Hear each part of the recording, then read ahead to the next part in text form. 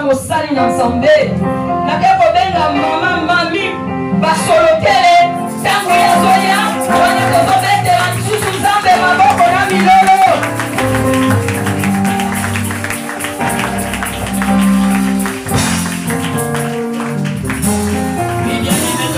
Yesu maboko makasi na milolo.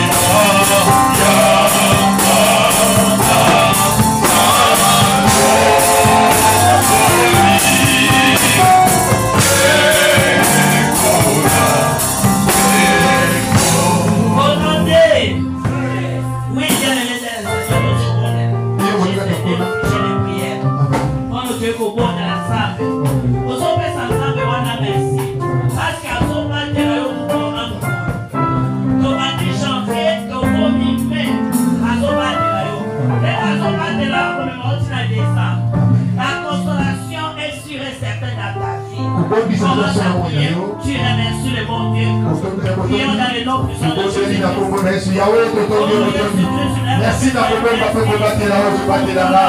Nous allons aller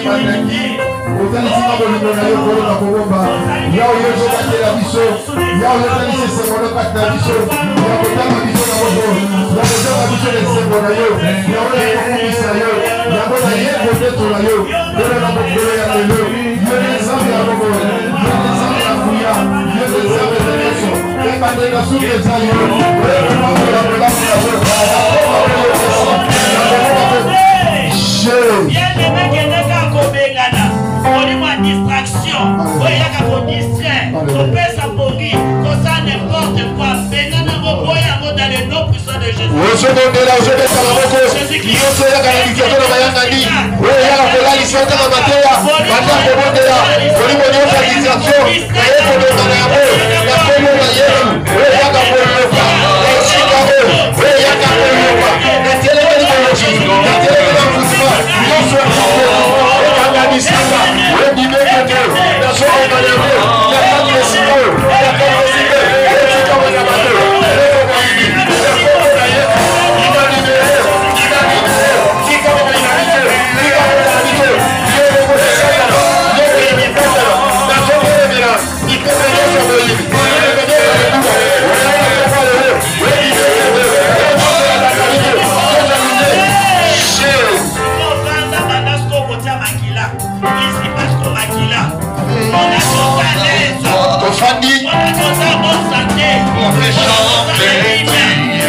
na Yesu.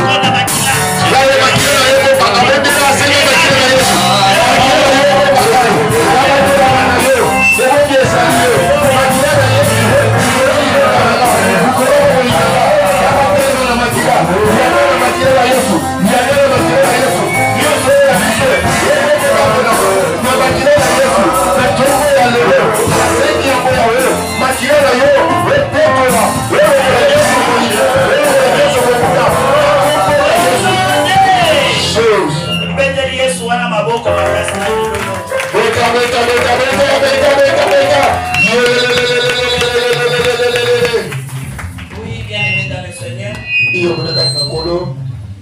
Aujourd'hui, nous allons lire dans 1 Pierre 2, verset 23 à 24.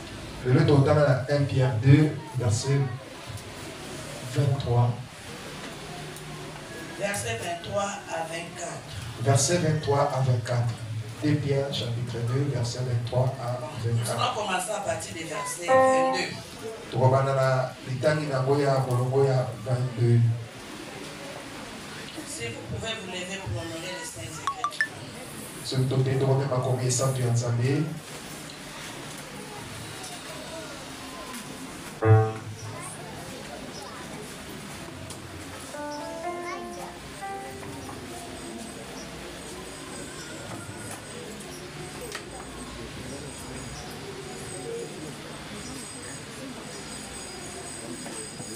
Je lis pour nous tous au nom puissant de Jésus-Christ. Amen. Lui qui n'a point commis de péché. Et dans la bouche duquel il ne s'est point trouvé de fraude. Lui qui injuriait.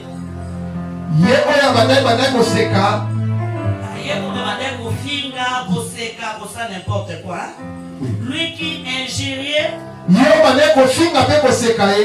Ne rendait point d'injure. Maltraité. Ne faisait point de menaces. Mais s'en remettait à celui qui juge justement. Verset 24. Lui qui a porté lui-même nos péchés en son corps sur le bois. Afin que mort au péché, nous vivions pour la justice. Lui par le maître sûr duquel vous avez été guéris. Parole du Seigneur. Je l'aime et je l'accepte. Chapitre 3, verset 22, 23, vous irez lire à la maison. Chapitre 1, chapitre 3, verset 22 à 20. Oui, bien-aimés dans le Seigneur. Depuis le mois d'avril, nous parlons, nous connaissons tous, il y a eu des événements qui se sont passés. Il s'agit de la mort et la résurrection de Jésus-Christ. Jésus-Christ était venu pour une mission bien concrète. Mais à savoir, il est venu chez les siens. Les siens ne l'ont point reçu. Oui, Jésus-Christ a guéri les malades. Il a fait voir les aveugles. Il a ressuscité les morts. Il a fait autant de miracles. Mais curieusement, malheureusement, tous ces gens n'ont pas cru à Jésus-Christ. Il était prêt à tout pour sauver l'humanité. Jésus-Christ a fait beaucoup sur cette terre. Mais Baninga qui était, vous allez comprendre. Le Pilate a fait sortir les deux. Jésus-Christ et Barabbas. Il a fait la foule entre les deux. Mais la foule a répondu, crucifiez-les. Crucifie Jésus. Un innocent. Il est devenu dans le Seigneur. Il a battu à Salami Madame. Il est allé Yelesaki, Oya Bikisaki, Oya Tawisaki, Oya Sungaki, Oya Yokaki Bango, Oya Zalaki Naye, Nebakana Kibasanga Emabe. Alors la vie na yo, Obanga te, Soko Moni Mutumoka Teri Nebasana Yo Mabe. N'écris rien, Nekewana, Ekosuka na zéro. Bien-aimé dans le Seigneur, Salayo, Salayo, Yesu Yemoko, Alabiso Kinga Zeta Mobesu, Basalinga Boye, on est appris forte, Zeta Kokao, Chileke, Nishan, Kakabato, Salakanaba Wana, et ça nous soutient. Même Joseph, tant Bateka qui est, et tant Bateko Naye, et Bateka qui est, Baboka Kosanti était. Pourquoi? Parce que Joseph, à lui, il avait des choses, il avait la promesse, il avait la mission, il fallait un coma, il fallait délivrer Bateko. Bien-aimé dans le Seigneur, ce qui est arrivé à Joseph, c'est qui était le cœur de l'homme, le tortueux, le cœur de l'homme,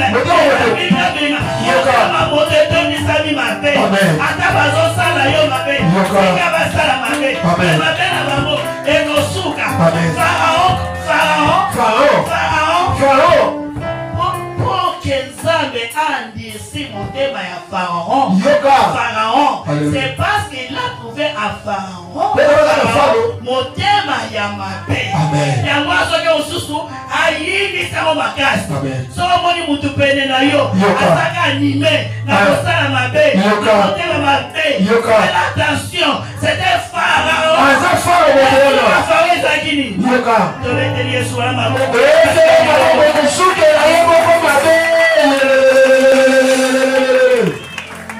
oui, bien aimé dans le Seigneur. Verset 22. Lui qui n'a point commis de péché.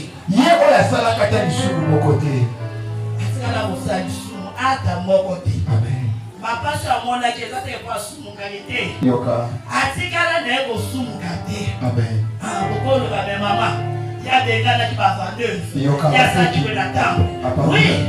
C'est parce que le temple, les place pour que ça ça. L'autre jour, j'ai dit ici, la définition même de l'église, c'est saint. C'est saint. Tel que nous sommes là, nous supposons que nous sommes des saints. Bien-aimés dans le Seigneur, l'église de Dieu c'est un lieu de désordre. N'importe quoi, à n'importe qui, ou bien n'importe moment. Faites attention dans l'église. L'église c'est un lieu saint. Et ça bisika ya kosala poto te. La raison pour laquelle Jésus-Christ avait chassé tous ces gens. C'était seulement pour dire que l'église ensemble et ça estika peto. Amen. Attends, qui n'a pas comme l'église. Sache-le que neko kalilobana nzambe. Neko kamolama. Neko ma plus. J'ai des problèmes dans ma famille. J'ai des problèmes dans la vie nanga. Dans ma kamukili kili. Na luki solution pas il n'est pas une ensuite. Bien aimé la baba ozawa. L'église même le monde en parle. C'est comme ça tout. Donc tu as besoin d'éducation.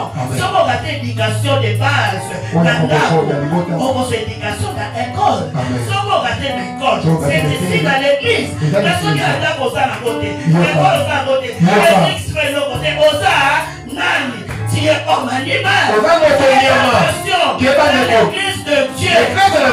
Dans l'église de Dieu. L'église de Dieu, c'est un lieu saint.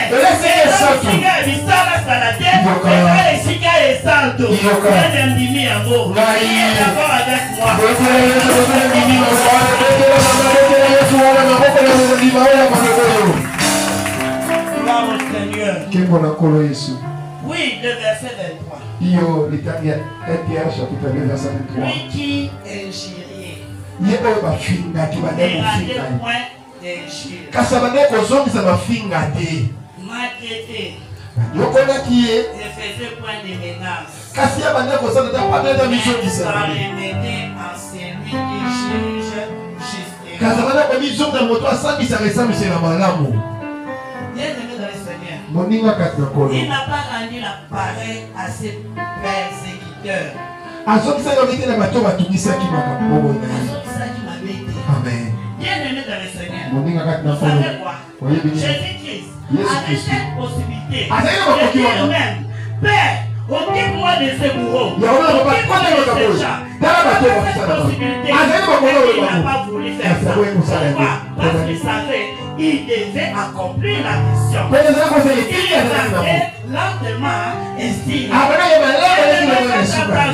que beaucoup dans la vie tombent bébé. Les amants de ma oba koloba n'importe quoi pour na yo, ma kofinga yo, et qu'on a daté. La Bible dit, gardez silence. Gardez silence. Tika baloba no soka koloba nini. Tika bafinga yo, tika basa n'importe quoi. Bayebite, biloko wane badeko mema Jésus-Christ lentement et sûrement son accomplissement. Oh babandi kosala yo wana. To bazosala je t'assure mon bien-aimé. Les escaliers. Amen. Tu peux pas monter.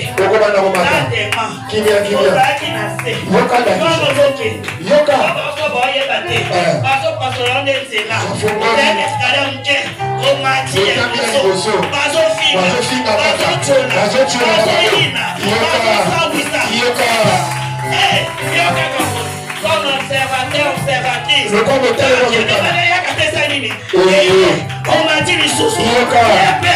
Nini kaka. Parce que Baloba, les chiens à voir la caravane, c'est quoi? Amen. Passons continuer Baloba. Moi je ne suis pas là. Je sais. Je suis fait ici. Je sais. Mon alliance avec Jésus-Christ. Moi je suis pas là. Il y a mis ça de la destinée.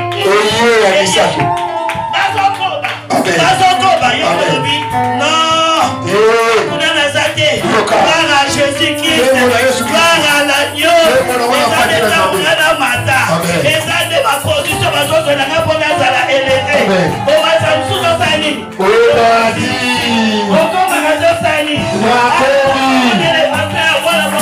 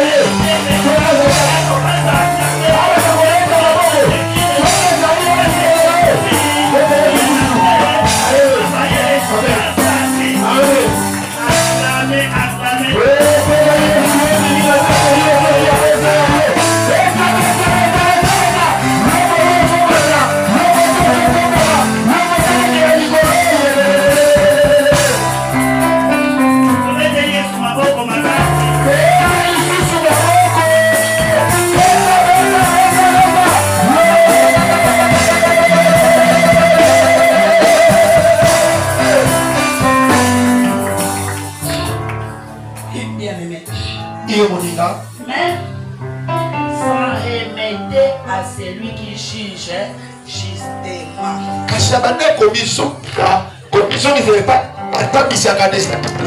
Qui juge justement? C'est Jésus-Christ. C'est Dieu lui-même. Moi et Père, nous sommes un. C'est Dieu qui juge justement. La justice de Dieu, il y en a.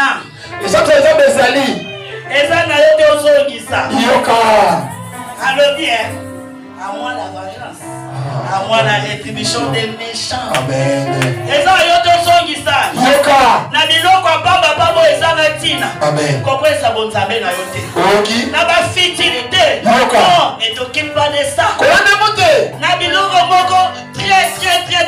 Non, ne regarde même pas. Toi, s'il y a un homme L'homme de Galilée, il est en toi. C'est Dieu. Il n'est pas le péché.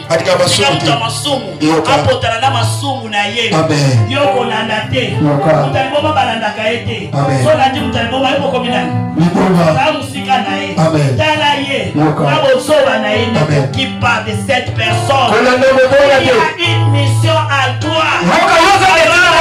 Beaucoup plus, il faut te distraire pour rien. Sache que tu as des choses de Dieu. Que nous sommes même les mondes de ténèbres.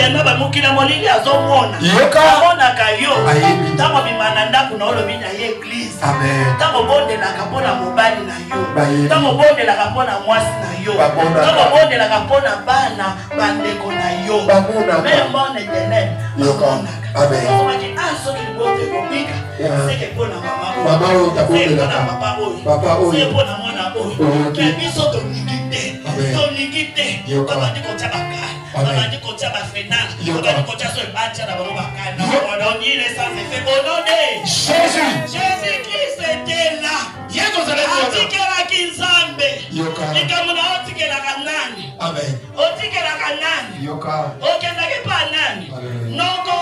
Koko, Tonani, Teni Kamunayo, et pas ensemble. Et commande ton sort à l'éternel. Mets à lui toute ta confiance. Et il agira.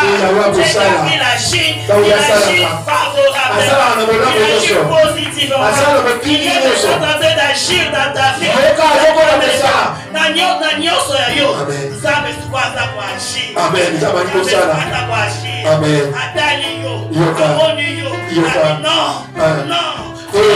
C'est trop. Maintenant, moi, Dieu, tu vas agir. Bien-aimé, parce que yo tiki la nzambe. Et nzambe tango frappaka. Dans la gâté. Ako frappe ba yini na yo. Isa na bongo na bongo na yo. Ni les sans effet au nom de Jésus-Christ.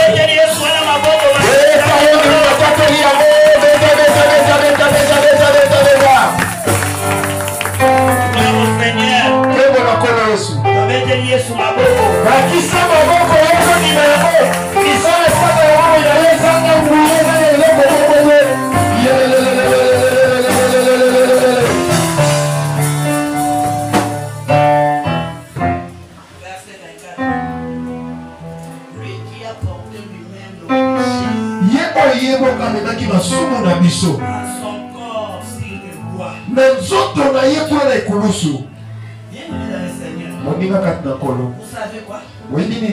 Dans la Sainte Alliance, il y avait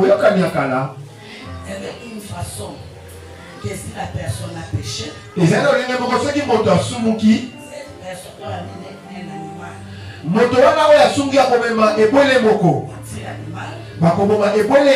souverain sacrificateur va récupérer le sang.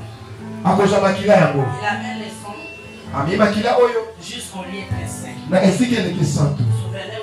Souvenez-vous du tabernacle. Il y a la parvis, le lieu saint et le lieu très saint. Maintenant, le souverain sacrificateur va amener les femmes. Il les dépose sur les propitiatoires. Et quand il dépose ce sang, il va couvrir le sang. Il y a 4 chérubins, les 4 à côté, avec les ailes, sont faits comme ça. Et Dieu va faire tomber le feu sur ces sangs qui est couvert. Et il y aura les fumées qui vont commencer à monter. Et ces fumées vont monter d'une position verticale. Il faut mater tout droit. Quand ils ont maté tout droit, là on suppose, on croit que tes péchés te sont pardonnés. Voilà ma soumunayo et limisami. Ce qui m'a dit tout droit. Mais ce qui est parti. Comment ça la boy? C'est que l'imisamité. Donc il t'a envoyé bandaki koko yambona kotubela po nyamana ko tsala boko lo likolo zo tubela makambo so tawa to sala ki masumo zo kote pa nyamana. Donc tant ya bandako tubela obonga ki misusu.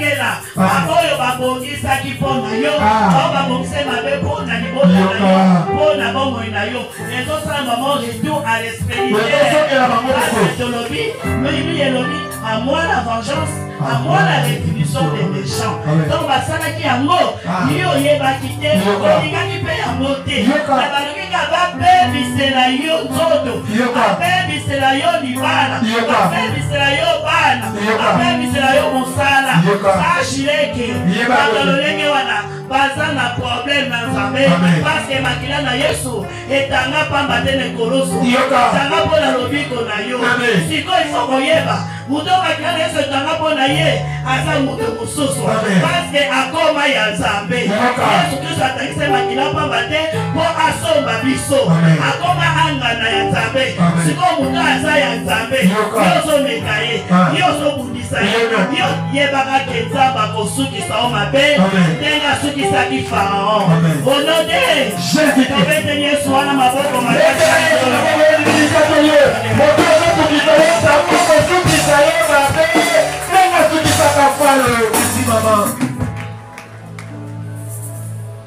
car le Fils de l'homme apparu pour détruire les œuvres du diable.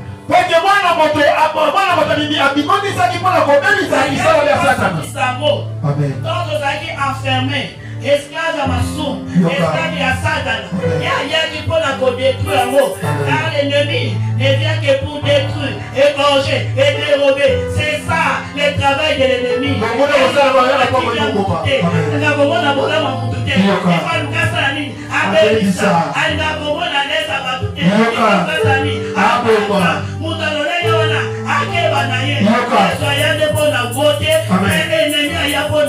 Oh Yesu ayaka pona pena yo Yesu ayapona kinya na yo bien-aimé yo lobaka kinya dans ton travail lobaka dans ton travail dans ton voyage dans tes entreprises dans ta famille dans tout ce que tu fais dans ta maternité kimia oyo alukaka ya kwa bebisa azana kokoso ana problème na nzambe parce que notre Dieu on a ko défendre cause na yo j'ai pitié de tous ces gens là qui t'ont maltraité mais le Seigneur c'est maintenant que Jésus-Christ a commencé à agir dans ta vie bien-aimée dans le Seigneur.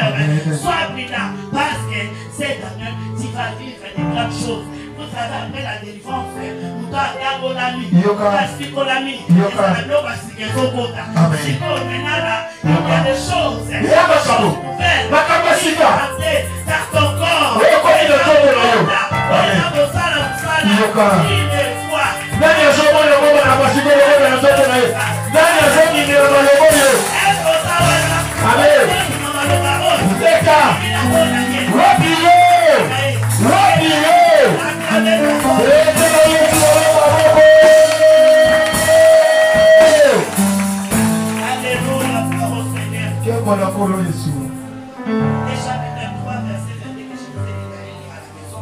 Chapitre 3, verset 22. Il est à la droite de Dieu depuis qu'il est allé au ciel.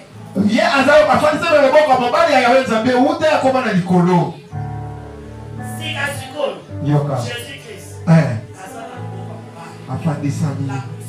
Oui, c'était un bouillard.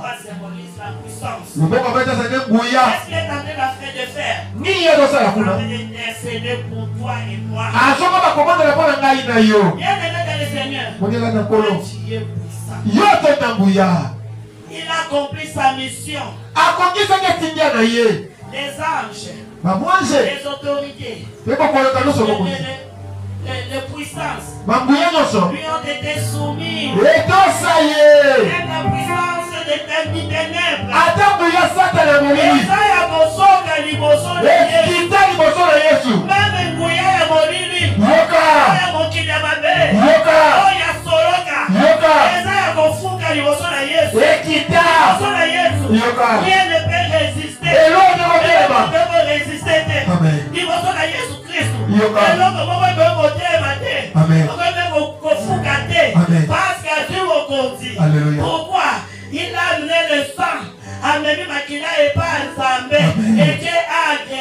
Souvenez-vous, sur la croix, il a dit, tout est accompli. Seigneur, tout est accompli sur la croix. Et toi, tu ne puisses pas travailler dur. Et toi, tu ne puisses pas vivre de malheur. Il a dit, tout est accompli. Si accomplissement et ma projet wana ekokisama. Amen. Osala na ba projet. Yoka. Osala ba projet na yo. Yoka bokisaka. Normal il faut dans ba projet. Bania mwezala. Moi j'ai bien mes enfants. Baba ya bana nga. Donc si ça va bien. Yoka. Moi j'ai fait le bilan. Moi j'ai fait le bilan. Papa salaka mama lo baka moto sari na ni atali angene ke samulaki. Nini simba kite. Siko bilan musoto okota. Yoka. Ces initiatives. Et Seigneur ozalaka na makambo lolenge wana. C'est très important. Yoka eza motuya makasi. Oui, bien aimé. Iye moninga. C'est dans cette année. Ezaki na mokolo. Déjà. Yoka. Oyo ba projet. Amen. Oyo salo. Okano. Yoka. Eko kisama kate. Tout est accompli. Yoka nyonso bakisamaki nekulusu. Eko kisamaki.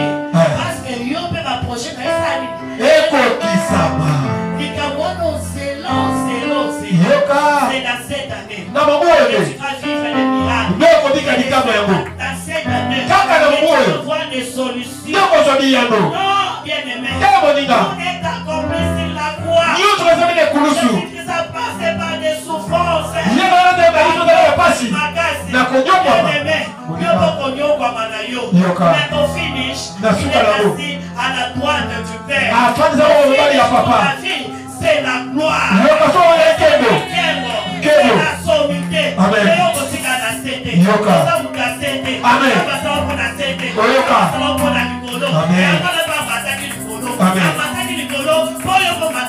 Amen. Nani? Lelende. Le travail commence. Mosane badi. Il ne sera pas en bas. Yoko ya sete. Yoka poto. Yoko za kotila ke. Yoka. Amen. Yoka. Amen. Amen.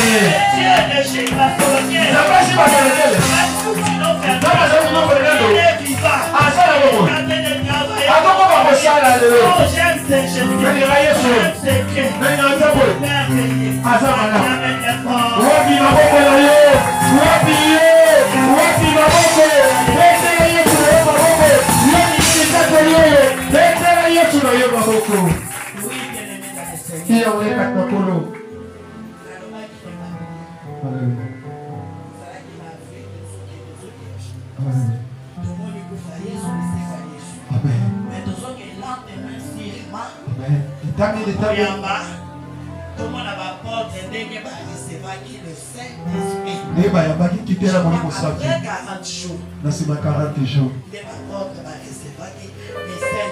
Amen. Mon bon d'ici, maman ta bongo. Muleka ta kolo. Yesu Kristo. Akobondisa yo. Amen.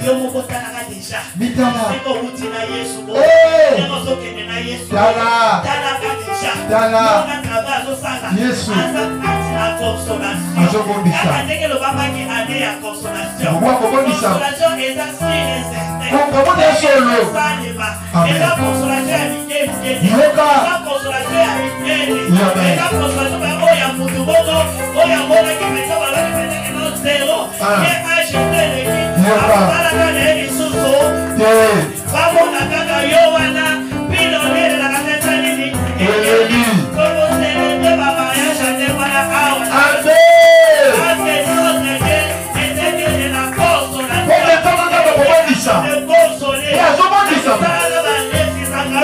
Yoka.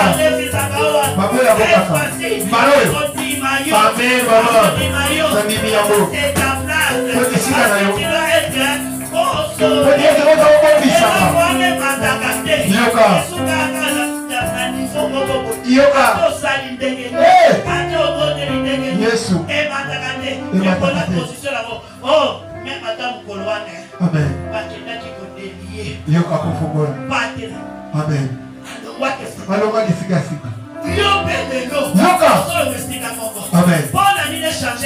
Alors que tout est accompli. Si la croix,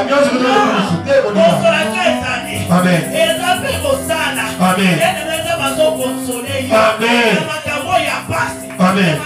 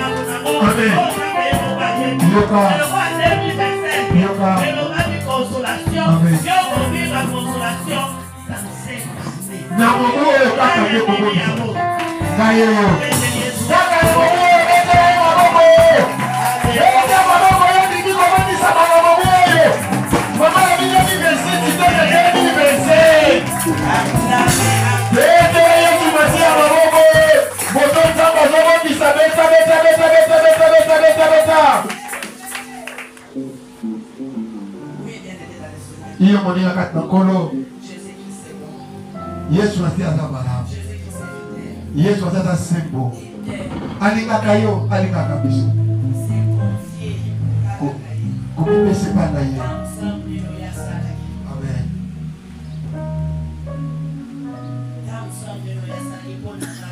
Alléluia amen oyebi Nzamba pesa kai mokombo. Pourquoi nini? Parce que tu es devenu péché. Pota komaki lisumu. Dieu aime le péché. Nzamba boya masumu. Dieu n'aime pas le péché. Nzamba nyaka masumu te. Raison pour laquelle? Ya botina. Il avait tourné Jésus-Christ le dos. Apesa kiesa aussi ya mokombo. Alléluia. Monika.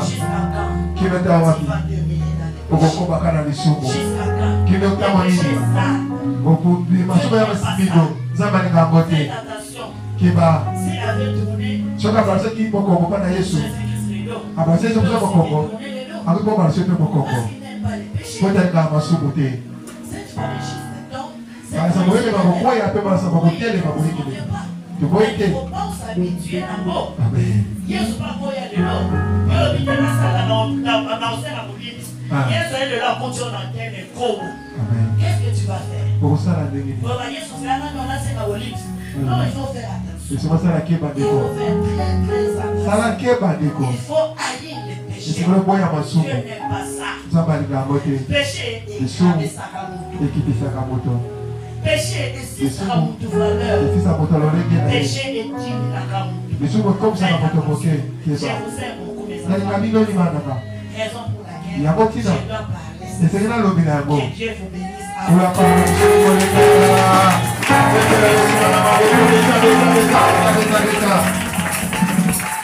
est-ce que le Seigneur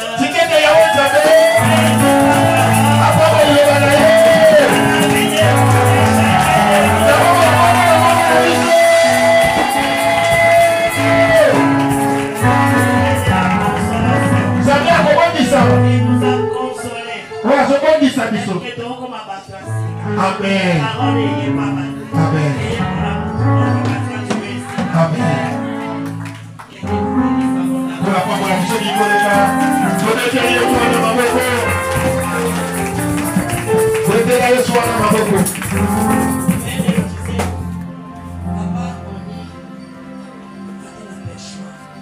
papa azima bakoko sema mukela mpona koya awa yango papa komite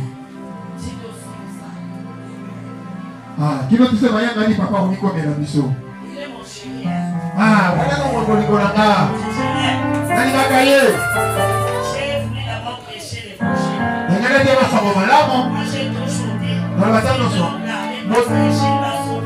yoka moto batesi basolokele asembele mpo na ngai ya liboso mobali na nga yebale papa na nga molimo mpe yayebelelo kasaka na nga molimo enangolu